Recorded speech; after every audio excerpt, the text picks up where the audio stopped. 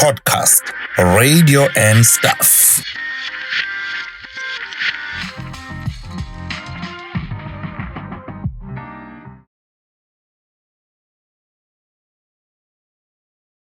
Hello everyone, welcome to yet another exciting episode of Podcast Radio and Stuff. We've got an exciting guest, but before we tell you about an exciting guest, let me greet you and tell you that you're going to enjoy our show. I'm not alone, I'm with my good friend here. Yes, Sanbonani, thank you so much for watching. A very interesting guest we have. But before we introduce the guest, please let us just remind you to subscribe. That's the golden thing for this podcast. We love people who subscribe. And remember, subscriber umahala. Awukhokhi imali mangabe subscriber, and don't forget to comment comment section yethu. Ungakhohlwa futhi to share this page with this channel with as many people as possible. But khona le part le oyithandayo, becoming a member. Yes. Yes. If you become a member, you click membership, join, you contribute only 9 rands 99 cents, and that makes this podcast great, and we continue bringing you great guests that we bring you, like the guest we have today. You know what? Let's introduce our guest. I'm really excited today. We have someone that you know on radio, who's a radio personality. She's a musician. She's an MC. She's an actress. She's a voiceover artist. What does she not do? So imali ingena kaningi. Yeah, phela imali ingena kaningi. We've got Pindi P. Oh my God. Welcome. Thank you so much. Welcome. Ngiyaqeda ukuthi imali ingena kanjani. Okay. Oh, mhlawumbe ngeke ngiphike ke. Ngithanda lapho ukuthi awuphiki. Okay. Siyangena. Ngiyangena. Sisebenzela yona vele. Sisebenzela yona lekugcineni imali. Sanibonani, ngijabula kakhulu ukubala namhlanje nakubabukeli benu emakhaya. Nathi siyajabula kakhulu ukuthi ube nathi, siyabonga ukuthi uthathe isikhathi uzohlala nathi nje. Uyihlalele nathi ngoba nawe sihleli nawe kumsakazo omkhulu Khosi FM. So namhlanje nake still now. 100%. Thank you so much guys for having me. Really, I'm honored. Yeah, I think let me start off ngokubongela. Yes. For an additional show osuyitholile. Khosi FM siqale lapho sikubongele ebukhoneni. Yes, sicela ukubongela. Congratulations. 100%. Thank you so much guys. Thank you. Ngiyabonga kakhulu. It's you know, when you're growing, sometimes you don't see yourself that you qualify to be in a certain level, but people see that in you, you know, and then you see yourself having to be in a certain level that you thought but uNkulunkulu akuthatha kubeke khona. So I find myself doing this, one of the biggest shows on Khosi FM that has made history by being the leading show out of all many shows, and has made that mark. At once a few years ago it was the leading show, so to get into those shoes, really amazing. It's a big one. I love the fact ukuthi you understand ubukhulu baleya show. Because kubalekile ukuthi mangabe uthenjwa ngento, u understand ubukhulu bayo. And futhi siyakholelwa kwena ukuthi uzokwazi ukuyithatha ulise kwelinye level ishow. Siyakholelwa kuwena. Yes. Now leya show, just to must rewinder, i-show yenziwe abantu abama legends. Njoba uyithatha nje okay uThembe kube kade bambile, but bikade iphethwe yi-legend uZanele Mbokazi Khambule. Yes, yabo. That is izandla bikade isuka kuzona. Everywhere you go kukhulunywa ngale show. Before that bekade khona uSibubuthelezi, kuke kwaba khona uSiyamhlongo, kuke kwaba khona uMandla Ngcobo. So it's been a huge show. Abo Alex Ntiani. Yes, abo Alex Ntiani. Yes. So it's been one of the shows ngempela ayenziwe great radio people. So ukuyithatha ngempela it's such an honor ukuthi kusho ukuthi khona i-level esenkulu engafika kuyo that abaphathi bami abayibonayo though mhlawumbe sometimes so ungayiboni kuwe like I said in the beginning, but I'm here. I'm doing the show. It was my first day today, actually. Yes. Joe was recorded. Like, wow. God has been great. It went well. All the anxiety and fears. It's the first day. What am I going to say? Are people going to say? I'm a party. Everybody's listening. You know, all those things. At least, mind, I'm like, okay, I've done it. Then we have to continue. Anxiety on the side, we have to continue umsebenzi uqhubeke. Bufikile ubuthongo kodwa. Well, bufikile because angilalanga kahle yazi. Ngilale late first of all. So really anxiety was more during the week thinking ukuthi not that angaze ngiyibambe show. Yes. I've stood in Yeah, on the show, sure. but now to know that the show now belongs to me. I want to be very but again, we're here. Wow. We've done it. Phindi ngicela mina ukuthatha back a little bit. Yeah. Uthola nje ukuthi uzothatha lo hlelo. Nje wasazi sibeli kade libanjwe uMamzanele Mbukazi. Belibanjwe uThambeka kwesikhashana. So wena ngathi usutshela nje ukuthi akushintshe inhlelo nje sekuzokwenza wena lo hlelo permanently. Wazizwa kanjani? Ngazizwa ngangihlukene kaningi. I'm worried about church, that I won't be going to church. Like standard.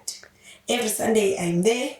Kusho ukuthi now I have to become the church. I have to become the pastor and make sure that the food that I give to people ukudla ekuzongisiza nami because nami I'm not going at no church because isikhathi sesonto lesi. So I was thinking konje which church enama evening services and all that. So ingqondo yami iningi at the same time I'm like wow, okay Phindile, are you ready for this? Yebo uyibuza imibuzo uwedwa ujabule kodwa uthukile kodwa worried, you know. It was a lot of emotions at once as but I am honored to be honest with you. I'm honored. I'm happy and I'm excited that I've done the first show, which was yonenzima ukuthi now sibheke wena girl. It's not like bambeni umuntu ngizofika ngithi ayinamabhedile benginike uyi script yabo. So I've done it and yeah. Ebukhoneni In his presence. Yes. How did the name come about? Well, with the producer Umakhosi, we worked it together. Besinamanye amagama amaningi. First of all, nje besikade sithi sifuna ukugcina igama Eshilo, which was used by uMamzanele, a beautiful soul, rest in peace. But kwabonakala ukuthi angathi amanye amagama abekhona staff and everyone and management, but no, choose from other ones as well. This is you, be you, do you. So I was like, okay, let's see. Don't be reluctant a little bit. You say, hey, but bengifuna noma at least 1 year ngihlala nale gama and honor my mom. But again, we're here now. It's a continuation of what the name Ainikeza Isho, because Meguti siyakhuphuka siyeshilo kuyathandazwa eshilo kuthanda. So in the presence of God, we also receive such great things, and imthandazo yaphendulwa in the presence. So ayizange iphume kakhulu, it still remained within into uMamzanele bekade kuyiyona, but also sesiqala kabusha sesisebukhoneni like amagama ahlala eshintsha ke wonke ama shows, but ke everybody received the name very well, and bonke abantu banento ukuthi uNkulunkulu uzobasiza ukuthi babe sebukhoneni, and also taking nje people entweni yokuthi ake sibuyele enkosini. This song ehlatshelelwa these days yasibuyele enkosini, but the honest truth is that we need to go back to the basics. The basics is one, first of all, is prayer and relationship yakho noNkulunkulu. So ebukhoneni, in his presence is where you correct all those things. Lapha nalapha uyibuyisele kuNkulunkulu. Beautiful show today. It was njengoba siyosishilo ukuthi nje wasixoxa nawe namhlanje uphuma kwakwenza show. So nami ngithole ithuba lokulalela. Beautiful show. Really enjoyed the discussion you had with the Pastor Tellez. Yes, very educational. It was. So abantu abakulalele njengamanje ongayizwanga ishow yakho yokuqala. What can we expect from ebukhoneni? Expect healing, first of all. Abantu kaNkulunkulu balimele. So with that show, ithi slogan said to awukwazi ukuya ubuyufana. You cannot get into the presence of God. uNkulunkulu ekhona uphuma ufana. So be it healing, be it breakthrough, be it this and that oyidinga kuNkulunkulu. With that show, umthandazo wethu ukuthi at least 1 or 2 kubantu ababelalela, let their lives change, you know, as they listen to the show. So first of all, you can expect that, and more worship, more music, more testimonies with that feature or ishilo where umuntu azotestify ukuthi sengidlulile ebunzimeni ngambona uNkulunkulu engidlulisa lapho, you know, because sometimes siyabathandazela kakhulu abantu, we pray for people, we motivate them, but ayikho into abayibona kumuntu. Sometimes you don't need to preach. Life yakho, the things that you went through, preaches to people, babona uNkulunkulu wakho uthi hey, wazodlula izinto ezinzima but uNkulunkulu wakhe wamgcina. So leya feature izoveza lo side ukuthi akuhlale kumnandi kithi so ungayitshela ukuthi uyi1. Sonke sidlule ezintweni kodwa uNkulunkulu wasikhipha. Abanye bakusakulozo inkinga, abanye sisabalindela ngokwesizini nangokwejeni yohambo labo ukuthi makangena azi khona oseke waphuma. So nami kusho ukuthi ngizophuma. So there's that, there's music, there's declarations and more. So, you know, I'm thinking, ngicabanga wena, ngicabanga uMakhosi, ngicabanga uKeys. Yes. Any team enisebenza nonke. Now, seniyazi ukuthi nale responsibility yale show enkulu kangaka. You know, you are a young girl. I remember you were Highway, and before you joined Ukhozi FM, now usuzothola lezi indaba ezimnandi. Then as a team, how easy was it? Senihlala phansi ni prepare the show, not your first show. What we are going to be listening to for the next 12 months, because I know ukuthi senihlalile na strategize as a team, because you know umsebenzi osemahlombe eni. It's sleepless nights. It's calls after calls.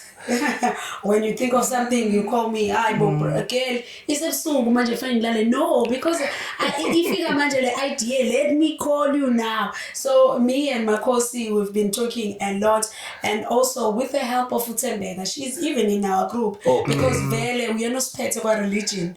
Part in that religion department. So she's there. We throw ideas, we throw this and that, and then yaphuma yakara isithombe sicacile manje ukuthi okay, this is where we're going.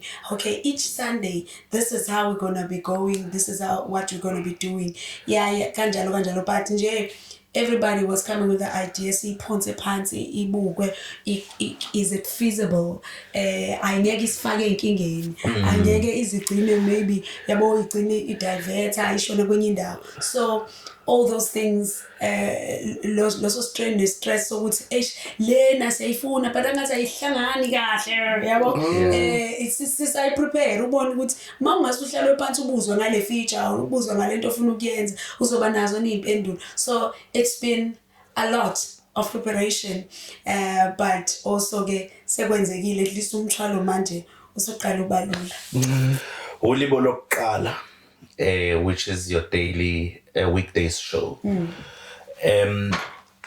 Manje Sunday ebukhoneni benkosi. Kusho ukukhula kukaPhindi P kwezokusakaza. Ngifuna ukuthi sihlehle kancane. how do you get yourself ususebenza ku Ukhozi FM? Because njengoba ngisho ngiyakwazi usebenza kwi-highway, usinikeza uhlelo lumnandi emini, usakaza ngesingisi, umuntu obekulalela kwi-highway usakaza ngesingisi lapha emini. Ubengayitsheli ukuthi ungafika ushimlike ngesizulu lapha yana. Yeah. Oh yeah, ngiyangikhumbuza ukuthi into shift from English to isiZulu. Yes. My babu, first day. Yeah. It was very difficult, especially with ukusho isikhathi. Imzuzu ingamashumi amahlanu ligamenxe noma ngangizwe ukuthi yazi ngizowaphathi ngife manje because phela I can't be saying time in English every time. Kufanele ngifunde lento. So it was one of the things which was difficult moving from English to isiZulu. But then going back to your question, how did I find myself sengisokhozini? Angikaze ngize ngi-apply and simply because I never thought sengiya-qualified ba Ukhozi. I always thought Ukhozi labantu maybe move from community wayakovuma mobani banebo. Yes. And then usuya-qualified. I didn't really know ukuthi you can just move straight from community to national radio. I never thought of that. But yeah, I found myself one of Slingana days, ngihlalele ngicofa ifone yami on Instagram. I see this inbox DM and then kuthiwa, "Hi Sisi, may you please send us your demo and your profile?" I'm like, "Who is this?" Because I'm mad. And then man check. Kuno Ukhozi phakathi but akayibhalile ukuthi uyini, but there's Ukhozi things. And I'm like, ubani umfonele abanye ubani sorry and so kwakuzandi Zandile 10. Hayi bathi hayi umphathi Ukhozi ngithi umphathi hayi bophungithole kanjani yena ngicabanga into eningaze ngathi mina maybe ifake lento hayi bese ngithi okay sisi ngizokwenzela ngizokulethela ngiphendule iDM ayibuye impendulo ithi okay angishiyela ne-email yakhe ukuthi ngizomthumelela lezi zinto la on this email, no number, no nothing, only email. Okay, send the email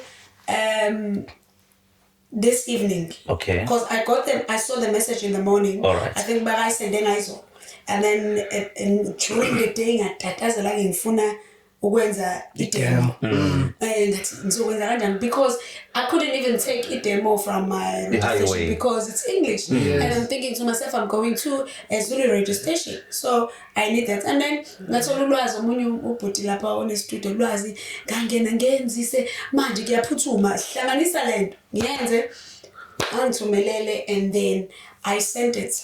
Ngangisakazela nje noma yini because I didn't know ukuthi what is it ufuna ini yabo. And then ngimtshele ukuthi ngiphendule lapho sengithumelile emini ngakusasa athumele athi ngicela usende gospel. Okay. Futhi ngangisakaza nje mina ngizama uzenza nami yabona nje abo drive njalo okay ngiphindele emuva kubhuti ngicela ungenziseke manje eyokholwa I guess kholwe ke just a 5 minutes small a demo ngithumele kuye. It was Thursday ngithumela because bengimthole by Tuesday. Then ngathumela Wednesday waphendula what ngithumela gospel athumela ku Thursday. And then on Friday I'm getting a call. Hi, this is HR from SABC. We would like to invite you for an interview on Monday for the post we apply. Wow. Yeah. Manje ngizothanyazi post kulo post engi apply ngizothangazi ngathi okay mangivala ngithi okay anginayo inamba yalo muntu obengithenga ngimthumela. I can't even ask ukuthi what is the position for Monday shone khona ngiyazama ukwenza ama-research wami course yabo mangifika lapha hayi sikhali. And I thought ngoba phela isiZulu radio station bazongi-interview ngesiZulu yabo nje ngiprepare ukuthi ukhozi luhamba phambili yabo all those things mangifika lapha actually singigcwele itafula la okay yenze interview ngibone mangiphuma ukuthi angenzanga kahle la bengingekho ready for this and I wasn't ready but sizokushayela ucingo if kukuthi like any other interview kubo Tuesday kubo Wednesday manje I don't know I know ukuthi angenzanga kahle but kukhona into nje elindele ukuthi ngizofonela kuthi Thursday around these times kwaku around past 2 for 3 ngithole call but manje thina besikwenza interview okay ngizwe mhlambe khona second don't ubuye futhi bese bangitshela ukuthi angithathiwe ngizokwenza this show wow yabona that was a life-changing news ever till today. I've never received that call ekanjalo and it really changed my life till today. Wow, God is amazing, hey? Amen. So you are just doing your thing on radio, consistent, awunake lutho, but someone is noticing. Listen. That is what I want you to talk about. Ukubaleka ukuthi uwenze into yakho, ube diligent, because somebody was watching and listening. Yeah, true. Because I've asked myself, ukuthi ngibone kanjani nini? Because I hardly even do live and stuff when ngizase highway.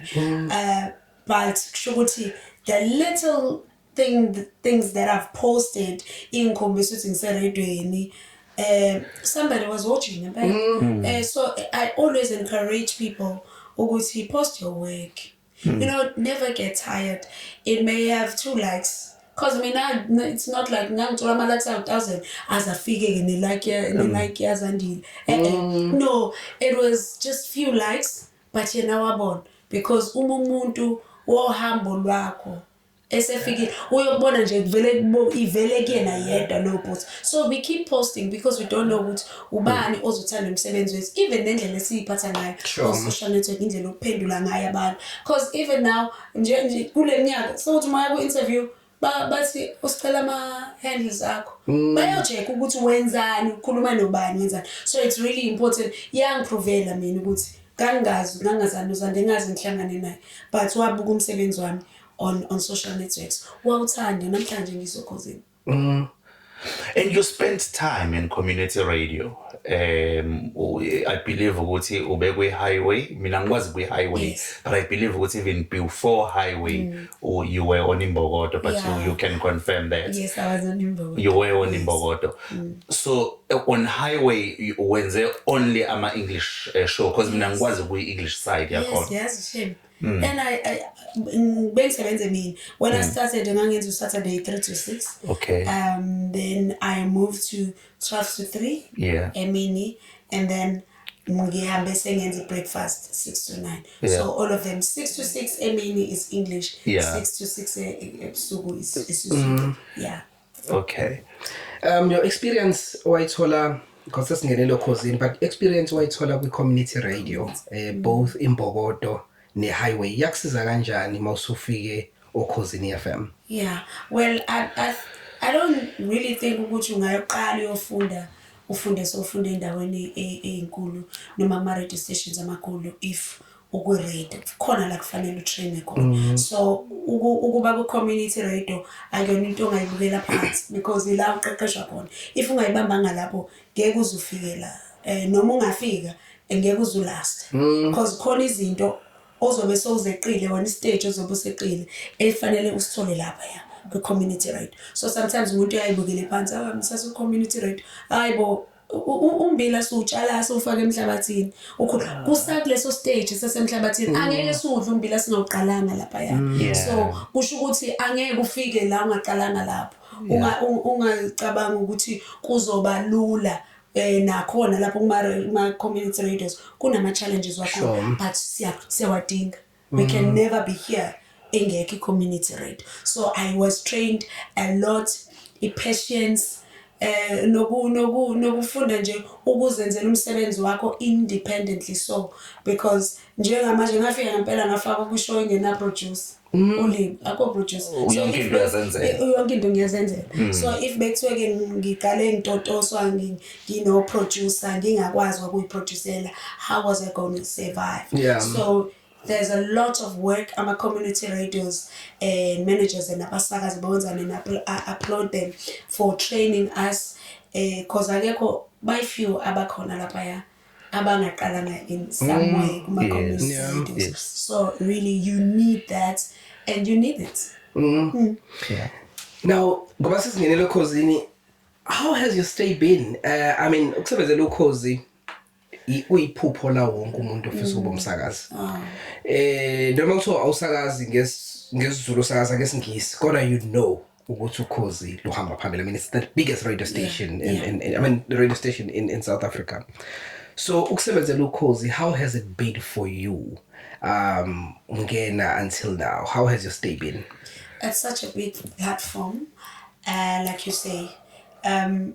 Othi noma ngabe kuthiwa unganayiphi challenge, you just have to be there, because beside being a platform to ukuthi uthole ngayo imali, or a platform for you to grow in radio, or ukukhombisa ubuhlakani bakho when you're on air, but it's also a platform yokuthi ukwazi ukuthola amanye ama-platforms because of yona. Khona abanye abantu abaku-invite because waseKhosini. Ngisho kuthiwa awenzi lutho, utheni, but igama, i-brand yayo, it opens so many doors for us as abasakazi ukuze umuntu osebenza Ukhosini. Kuthiwa nje makuthiwa nje khona umuntu ngisho kuthiwa uproducer ngaveli, but the fact that nje you carry this brand, your Ukhozi, and people respect the brand, kuvuleka nje iminyango. Kukhona imisebenzi oyitholayo eminye outside of lo msebenzi we-radio esiwenzayo. So no matter the frustration we have, you know ukuthi khona ezinye izinto le brand engenzela khona. So it's really a new ngizothini, to me when I came there kwaba indawo entsha engivulele eminye iminyango, but also engikhulisile kakhulu. Ngakhula within the station, and I can see myself that okay, sure, I've grown. Everybody's saying yes, you did well, you're doing well. Yabo uyabona ukuthi uyakhula even within. Awuthi masufika khona nje sophelele sokhulile, you are sofike ku roof. So I'm still growing, and with the help of abasebenza nabo nokukhulisana, I know that I'm still going far. Angazi ukuthi which other radio station I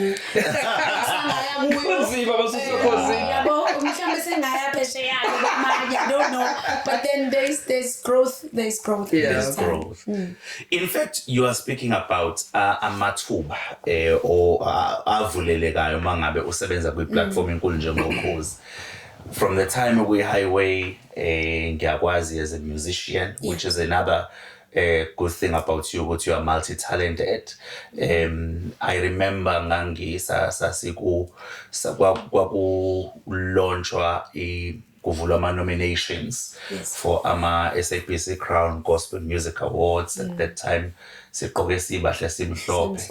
Yes, I was there. Okay. It's just that I don't talk. You couldn't take me to there. I was there, and I remember you were given a platform to sing. I don't know, Noma, even in the bigger events, Noma watchelo after that.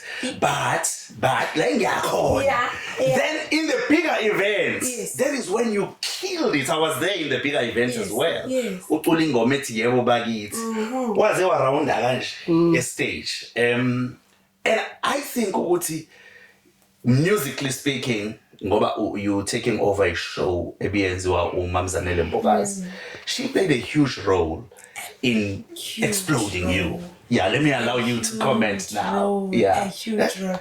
I'm forever thankful, and I'm glad ukuthi nala icon Yes, I got an opportunity. God gave me an opportunity to tell her how much she changed my life musically in the music space for giving me that opportunity. Starting from that one, like my nominations party, because that one, before I announce my nominees and stuff. And then the presence that we had in that Sibai few, and the presence that we had, Mina always say, yes, we did the song on the big platform, but when it started, we all prayed. When I sang it on the nominations, we prayed. And then anyway, presence kaNkulunkulu ifika noma yini isebenzisa nombani anytime. Few a week before bangitshela no usicela uzokwenza leya before the awards now leya ngoma ngithi are you sure nisho ukuthi ngibe kwi big stage ma awards la wadlala ngaleso sikhathi live ngithi ngithi bese ngibengisa no mina ngizoba kulawa ama technical awards remember kukhona la wadlala ngakavelwa ku TV and then there's the TV. I really thought I was gonna be there because I'm not that much known at this time. Yes, I just came to Khosi FM. There's still problems. I'm still trying to be received by people. So it was a lot. Now and then Master Mbugi program on the day when we were rehearsing, because I only rehearsed once, because mind you, I'm telling you, it was the week of the crowns when they called me to come and do the song. And I'm going there. Githi mase ngibuka ngihleli phansi ngithi ngibuka iprogram hayibo I'm the last act before the last announcement, the biggest award emizogcineni like how did they do this like bazowisa ama award abo it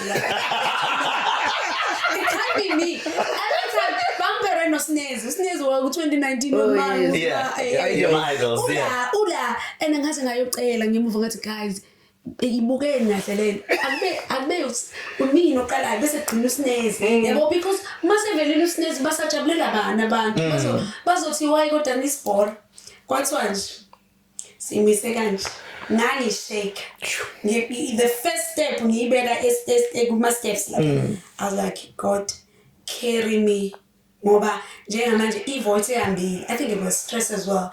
Ehambile, I've tried everything ngikhumbula emhlangano kuma pass ma corridors with Mamzane lethe phindi ngicela lo voice ibuye I was so stressing especially after I've seen a program ukuthi ngicula ngasiphi isikhathi shooting ngizobe live on TV mangibheda ngizothini seyisho voice lami iyakhuphuka leculo mengasakhuphuka bekubuka abantu ku-SABC uNkulunkulu wangithwala. It changed my life. Amen. A lot of people were introduced to me through that song Yebo Bakithi, through that platform. I can never thank her enough. I can never thank AmaCrown enough. Ibengihlala ngazi ukuthi iyawashintsha impilo yomuntu, because some people baba nominated ukuthi babe nominated amagama abadlula lapha people know ukuthi sekhona khona ubani lo besingamazi, and then by that someone used to tell ama invites and stuff. So leyo cula, it was just something engibona ukuthi ikude nami yabo njengenhlukane I always thought there's lots of great artists that are praying for that opportunity to sing on that stage. Is me. Ngithola nje lapho ngiyaqhaqhazela ivoice ayisekho, but uNkulunkulu wayibonakalisa. I remember I got messages inqwaba engazama ukwaphendula maybe for a good 3 months trying to respond to ama message abantu ababengithumelela wona besizakele ngale ngoma. Wow. Mamzanele Mbokazi is now late, may so rest in peace. And we just spoke about a new show that you are doing. Ebikade yenziwa uyena. Lukhuluma njengamanje nge-role ayidlalile in your life, especially when it comes to music. Ukudlula kwakhe emhlabeni, what impacts did it have when? How do you feel during that time? First of all, angizange ngikholwe. Namanje ngihlala kube khona umuzothi hayibo ngempela so hamba lo muntu. Kanti kanjani yabo because when she got sick konta ithi mamzanele strong man uyabuya yabo no uzobuya no uzoba right hey manje abantu sebagijima bonke ngithi mina but mamzanele nyamazi you know talking of the one strongest and hard working woman it's mamzanele. So for me I had the thing it's ngingasafuni futhi nokuzwa ama reports of what is happening because I have that thing ukuthi I don't want to hear worse things. Rather let me not hear because I will try and text her angaphendule ngithi ngiyabuza cha uyagula ngithi I know but it can't be it's within a short space of time umamzanele akasekho so really kwasilimaza kakhulu I don't want to lie nokuthi you like this person ube umzalisi wamaphupho ngempela yeah uzalisa amaphupho amaningi and we thank God for giving us the opportunity to know her and to be with her and we're just praying ukuthi uNkulunkulu aqhubeke akhulise abantwana bakhe but to take over from where she left aqhubeke benze lo msebenzi ukushintsha impilo zabantu. Sure. You know, just to comment even just to say she was so loving and supportive. You know, she's one person or was access kalula. I remember when we started this podcast, she had agreed to come. Yes. Unfortunately, you know, she fell sick and then she informed us that she's not well. She's not. She will tell us when she's well. So I couldn't believe it myself because in the back of my mind was we're still gonna have the legend. Yeah. She has agreed. We're still gonna have the legend. That was in the mind. 100%. But you know, when we heard the news, we were all just so broken. Yeah. And we've done it. I mean, we've done some work with Mums, and I remember she worked at Vibe at some point. She was doing 9 to 12. Yes. If I'm not mistaken. Yes. I had an interview with her when I think it was back in 2019 when I was at Vibe. Yes. Beautiful human being. Yes. Really, really beautiful human being. Sis Pindi, then since then, music journey yako, you've went on to win some big awards. I saw that you were in the US, I think in 2024. You won an award there? Feb last year. And recently, you won an African Female Musician of the Year at Ladies Media Awards in Ghana. Yes. Talk to us about that. I've won so many awards and I appreciate and I'm always honored. But into yami ibiti, yes, I've won internationally in Texas Gospel Music Awards. I won, but how about Africa? I need to get something also in Africa.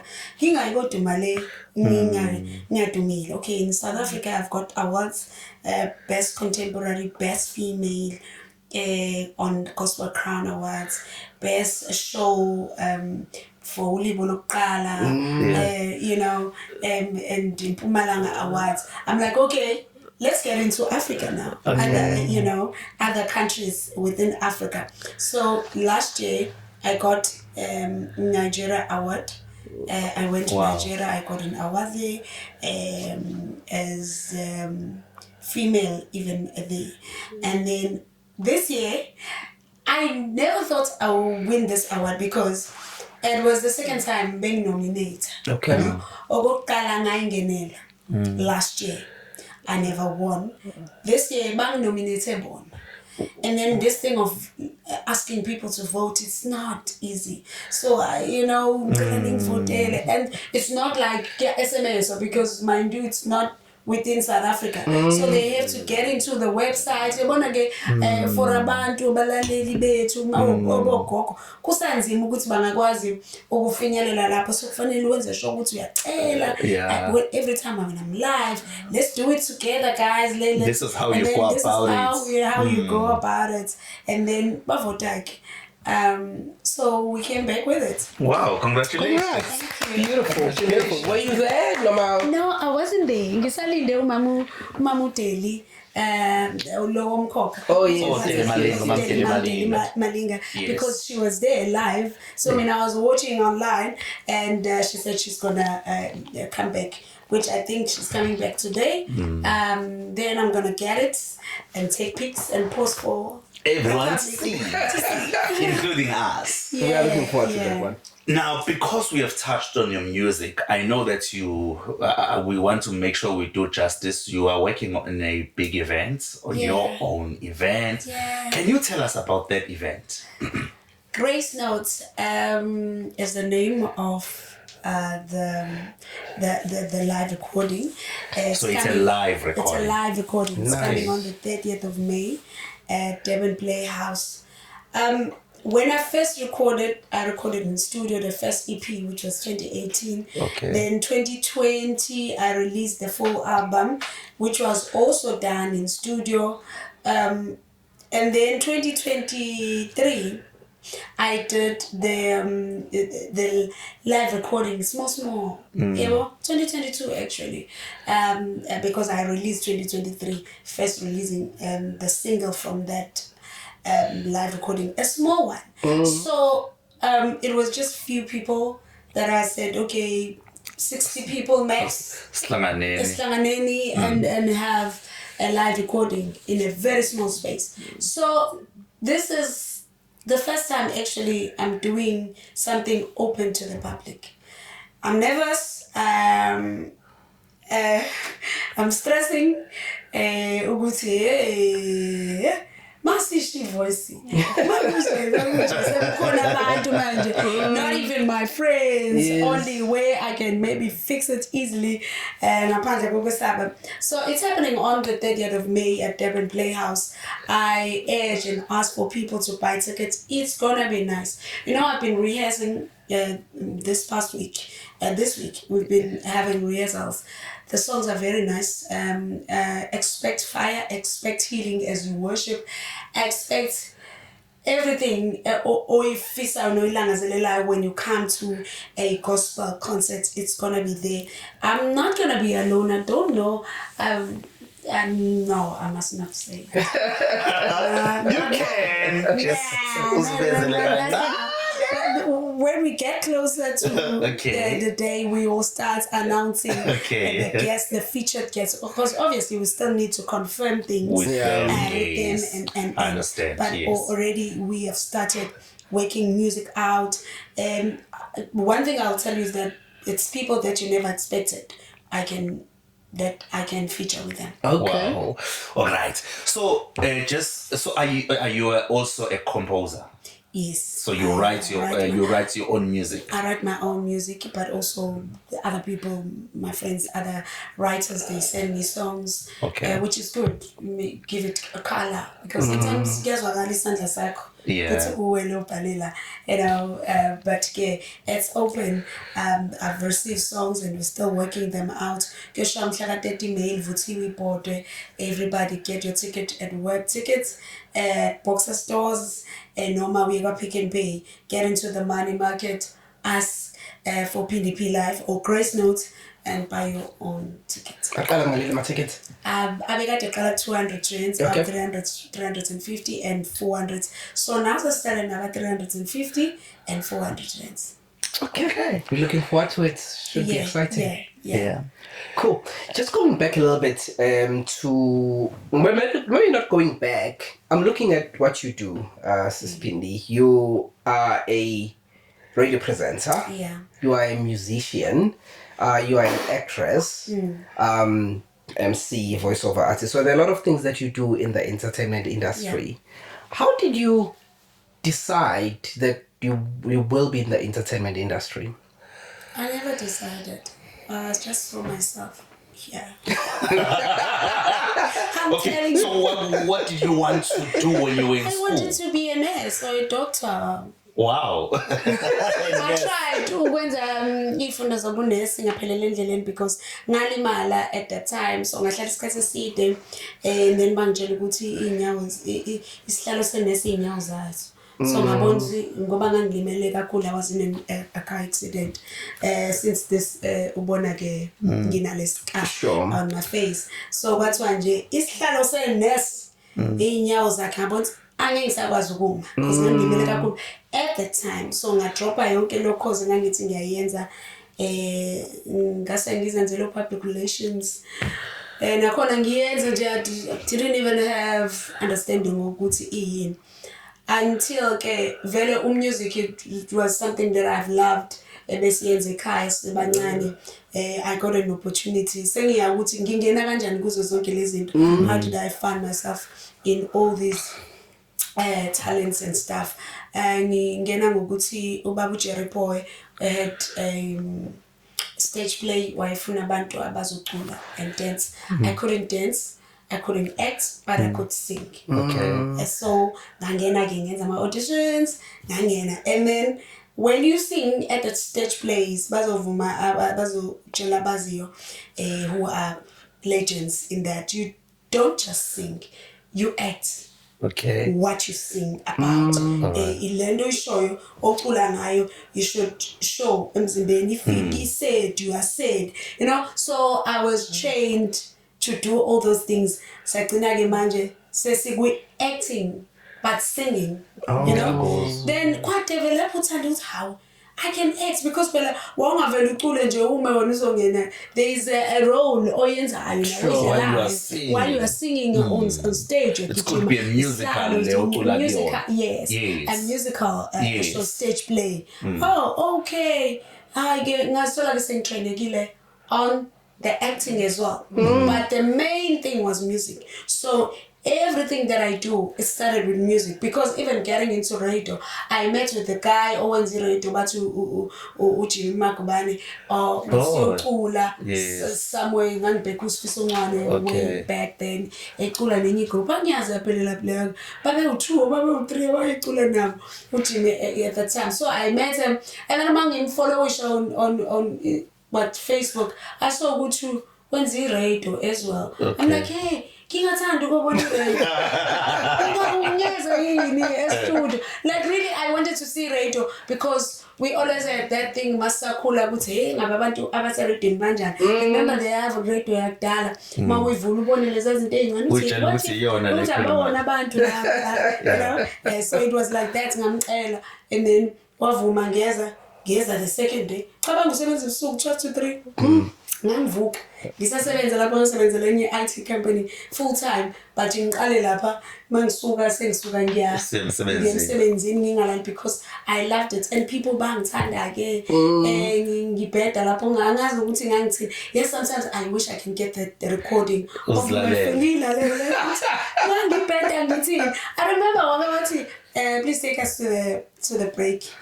I guess and I get loud cause in the FM says yeah. I was like I also because like also prophesy. the only radio station I know mina ekhaya because so uma sekuthiwa ngiserodeni shooting sokhosini manje wenzani. Oh, kuyiphakade amahloniki ngangafisi ngokubuya the second day. That was many years ago, if not 2010, 2011. And then ngize ngizongena 2019 because ngelolo ngalo kuze ngathi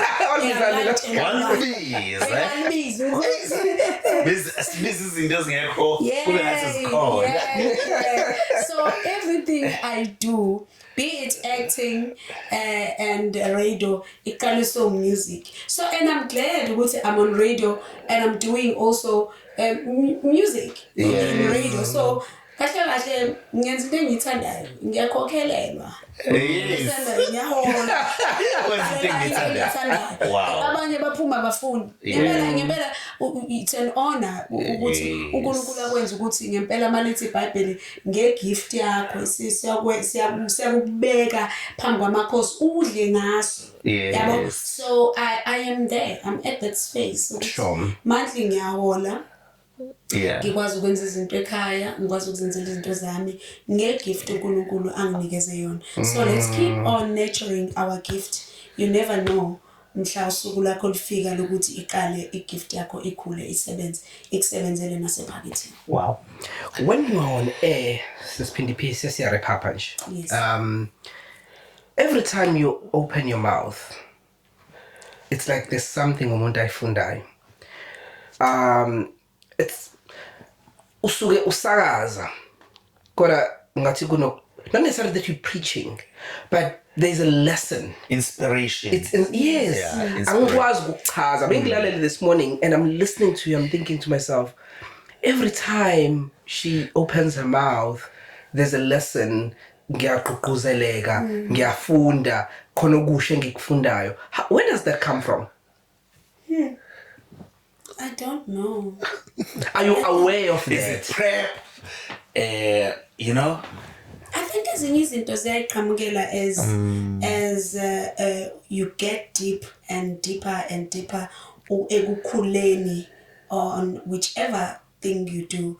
Masufike on a certain level suke sekulula noma kuyayifikela usuyazi ukuthi uzokwenza kanjani, but then in this case ke it's God and Holy Spirit ongisizayo. Sometimes nami I go there ngikhathele. I'm going through whatever I'm going through, and it's a show, especially the one in the morning. It's a show that requires you to be spiritually alert. It's spiritual alert, I mean even physically, mentally, emotionally, you need to be fresh. You can't give people pour to people's cups from empty cup or ikapu egcwele into ebabayo, because wena ubitha for whatever that happened into your life, and then you end up yabo unikeza abantu into. So every day you read the word.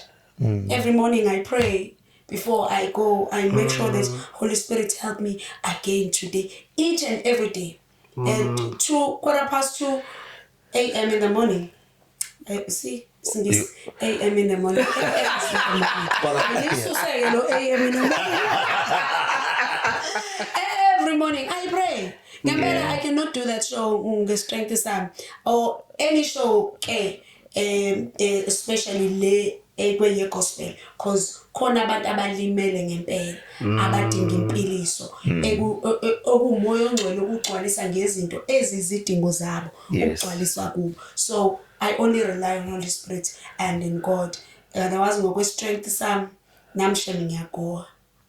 Ngiyagoa nje nami ngiyadinga icounseling enzima kodwa umoya ongcwele uyakusiza ukuthi ukwazi ukunikeza abantu futhi nawe ukuphilisa. As you speak, as you listen to the music, you worship, ukhale nawe uphuma so yazi ngavele right for me. Yes. Just last question from me.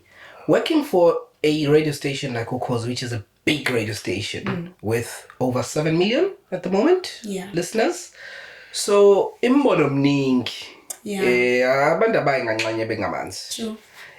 So okusho ukuthi you are guaranteed to have abantu abazokuncoma, and you are guaranteed to have abantu abazokugxeka.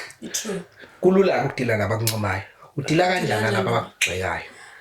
When I came, like I said earlier on, the first whichever months or the first year 2019, it was very difficult. Abalaleli hlezi noma umlaleli hlezi enento yokujwayela, if esekujwayele wena ngishaka kanjani kodwa masuphumile akafuni. Mase ngenomusha khona into yokuthi hayi bengcono sibani, you know. So they were babekhala usiyaphumelela, hey mina ngizwa kalengana ngisalaleli. One advice that the programs manager wami at that time anginikeza was, if ufika kwi-show entsha, don't check your social media. Don't take even, sometimes you go up and uyasebenza, you have to check, but don't take those negative. Remove them. Angaze uzukwenza ngisho ucabange nangawo, because ahlale khona ama negative comments, abantu bazo inbox abasho izinto abayithandayo. But for me, I ignore social media, especially manje. I want to focus, I want to deliver. Ngifuna ukuthi nabaphathi bami bangazisoli ukuthi balifaneleni. So ubonaka izinto ezisho abantu lapha ngilongo ngiyobheka engabe bathena namhlanje njengoba I write, I get in there on my page. Bayazi abanama page, you hardly even see statuses zabantu or anything. You say page lakho nje Get in there, you write, abakommentayo uyaphuma. So kuyangisiza, especially in the early stages. Mawusasanda kuqala noma mawuqhubeka ke nje neshow yakho. Yeah. Avoid ukubuka njalo i-social network. Get in there, check up positive. Makwenzekile wakubona, like you say, angeke abantu bahambe kancane bengamanzi. Yeah. So but ekugcineni sibasakazela bonke nalaba bathi Phindi but balalele. So you know what's there and they will love you, they will get into you. Once they get into you, yazi nje banje ngabantwana mase bethanda futhi sebeyathanda khona umunye sengiqeda khona umunye wafika wangithuka engisendela ama DMs yabo no ku Facebook. Okay. Ngiyangithuka inbox at Facebook. So ke njoba ngisho ukuthi ngiyangignore. So this time uzosend i-message good. I hardly check my messages and mawufika suke emaningi mhlawumbe you check just a few. Uthi okay ngiphume just to respond to my people. So kushuthi yakhe that day he was lucky ukuthi ngayibona hey uyangibusisa yabo ibhaliwe uyangibusisa kade kunje mangithi ngiyabheka umuva oh ngiyescroll up hey history manje akasadelete even if yena uzamile akasadelete uyabona the very same person if bengibuke lento amehlo amayihlalile kulento yayizongilimaza ngize ngaperform very well because ngibone umuntu oyibhalile ababhalayo bayabhala ababhala okuhle kodwa thina senza umsebenzi sithenjiwe abaphathi so you can't focus on that and end up losing it but abaphathi yazi boqinisile umphakathi. Follow up to Ntobeko's question. Have you ever received negative comments now from professionals? I'm talking about things like newspapers. Oh shame, yazi ave nenhlanhla. Angaka ngisanenhlanhla. Khona ngiyakhumbula this one tatheli yangitshela athi yazi ukuthi phindile impilo yakho ngendlela engakhona. Asikakayitholi into esoyibhala ngayo. Unyebo nje asibhala ezinhle, ujabule. Mhla wenze imbiso oyibhala usungazonda. Yazi uyahlala nje lonto ila ukuthi mhla sithola into embiso oyibhala nje because umsebenzi wethu ukubhala okuhle nokubi. So luckily angakatholi ama negative comments from professionals. I think that one really breaks you kakhulu ukuthi umuntu othi sometimes umuntu obukela kuye umuntu omjwayele yes because siyahlangana ama events siyahlangana endaweni ethi mhlawumbe noma bezisho bazazisho ngale ngemuva and I'm grateful to God bahlale kanjani. So you are a seasoned radio presenter. You have done even a breakfast show. You have done 12 to 3 on Highway. Now the next stage for Phindi P is for us to see you going out of the box of gospel. Have you begun to thought about your future with radio now? Uphuma kuma shows at gospel. It might not be, obviously it's not this season, but maskhuluma ngefuture. Is it something that you are imagining when a show engayona gospel? Well, radio is radio. It may be difficult mangala, but it's something that I can learn to do because at the end of the day, usasakaza. Mina ukuthi le ngifika comfortable because ngintwana umfundisi ngigulele esontweni into engenza isonto. So I always feel like yes sometimes whichever year ma uyofika lo mnyaka ke ngiphume on this comfort zone and just see myself maybe ngiyozibona sengikhule ngempela on radio because now ingqondo yami ibijela ukuthi ngenza into ngiyakubeni sengathi ngisesontweni like besisho yabo. So I have those thoughts ukuthi if ngike ngabatshela abaphathi bami if maybe funa ukuthi bake bangishintshe I'm open to that. Let me try another challenge and see ukuthi izoba kanjani but ngiyazi ukuthi my strength right now is this side. Just go this up in the Friday night. Friday night. DJ. That'll be exciting. Yes, we are wrapping up. Gospel show ukhuluma nabazalwane emakhaya njengamanje abantu why usitshelile ukuthi uzasiphathelana but why should umuntu avule iradio yakhe next week njengoba buka namhlanje next week avule umsakazo wakhe alalele uKhosi FM between 9 and 12 on Sundays? We've got interesting guests that are coming up, not just the usual ones. Some it's great people that you've only seen on social networks as of funukwazi ngempilo zabo and my experiences abo noNkulunkulu. So it's not just to worship and whatever that you promise you, but the guests, they are very interesting. Ubufakazi ozobuthola. Sometimes uyabona abanye abantu babona bebakhulu uzitshela ukuthi hayi into zabo zihamba kahle kuphela. So the guests that we have, by the grace of God, azosiza abantu abaningi ngempela ekukhoneni benkosi abantu bazophila. Amen. All right, we have reached the end with you. It's not a very good end because we wish we had more time with you. Amen. But you are officially a friend of the podcast radio and stuff. Yes. So we're hoping that in future again, when we do try, yes, I'm coming. Yes, definitely. Thank you so much, guys, for having me. Yes. Podcast yenu. Ukho konke enifisela khona uNkulunkulu anenzele ubukhona bakhe buhambe nani wherever you go with your families and uNkulunkulu aniphe imali. Thank you. Yeah. We receive.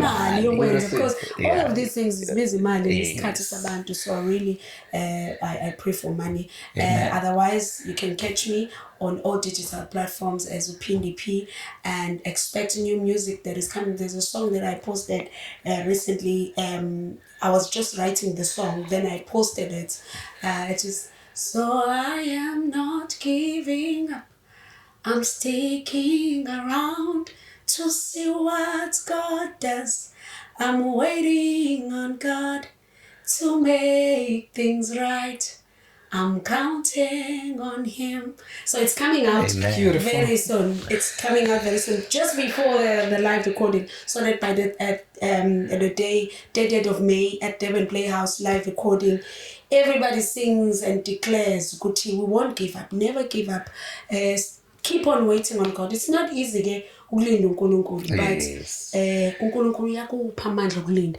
Ukulinda kukodwa kudinga amandla ne-strength, because your physical strength, you won't make it. But God gives us strength to wait on Him in good seasons and in bad seasons. Keep on going, keep on praying, have faith, stay, and never leave God. God loves you. Thank you. Amen. All right, it's podcast radio and stuff, and that is where we end it for today. Please to subscribe, and don't forget to like this channel, and don't forget to even comment in our comments section. We had a lovely guest, Ikamalake Uphindi P. Catch our new Ukhosi FM phakathi neinsuku wenza uhlelo libulokuqala bright and early in the morning between 3 and 5 in the morning, and then she's there on a Sunday between 9 and 12 ebukhoneni. That is her brand new show. Ebiyona senza sikhulume kakhulu. A brand new show yakhe Sundays between 9 and 12 ebukhoneni. 100%. Thank you for watching. Bye bye. Thank you.